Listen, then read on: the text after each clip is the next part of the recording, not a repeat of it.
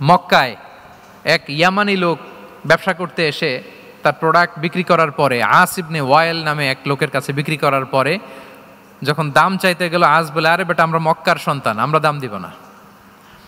তো সে ভাবলো হয়তো আমার সাথে ঠাট্টা করেছে, হজের মৌসুম যাক, বেচাকেনা শেষ করে যাওয়ার পথে দামটা নিয়ে যাব। সে ফেরার দিন আবার গেল যে আমার তো জিনিসের দামটা আপনি দিলেন না। সে বলে, আমরা এই ভূখণ্ডের মালিক, আমরা দাম দেই না, এটা তো বড় জুলুম। সে কান্নাকাটি শুরু করলো।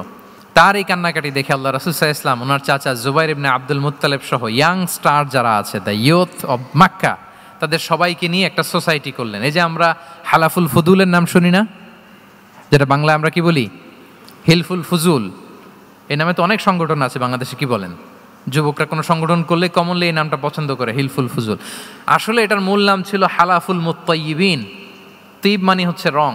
রাসূল সাল্লাল্লাহু আলাইহি ওয়াসাল্লাম সবাই মিলে, তখন জাহিলি যুগে একটা কালচার ছিল, বালতি ভর্তি রঙের ভেতরে হাত ঢুকিয়ে দিত, দিয়ে এই রং সমেত হাতটা তারা পাথরের মধ্যে লাগাতো, সবার হাত ওইখানে দিত, মানে আমরা হাতে হাত রেখে কমিটেড, আমরা ঐক্যবদ্ধ হলাম। সেখান থেকে হয়েছে হালাফুল মুত্তাইয়িবিন থেকে হালাফুল ফুদুল। ওনারা বলল যে না, আমরা সবাই থাকবো মা আল মাজলুমি দিদ্দা জালিম, আমরা মজলুমের পক্ষে থাকবো, জালিমের বিপক্ষে থাকবো। এবং যেই প্রতিজ্ঞা ওই কাজ, সবাই মিলে আস ইবনে ওয়াইলকে ধরলো, তার কাছ থেকে টাকা আদায় করে ওই ইয়ামানি ব্যবসায়ীর কাছে পৌঁছে দিয়ে তিনি মাজলুমকে সহায়তা করেছেন। সুবহানাল্লাহ। এবং এই টেন্ডেন্সি, এই জুলুম, চাঁদাবাজি যেগুলো ছিল মক্কার জমিনে, রাসূল সাল্লাল্লাহু আলাইহি ওয়াসাল্লাম এই সোশ্যাল রিফর্মের মাধ্যমে এটাকে সংস্কার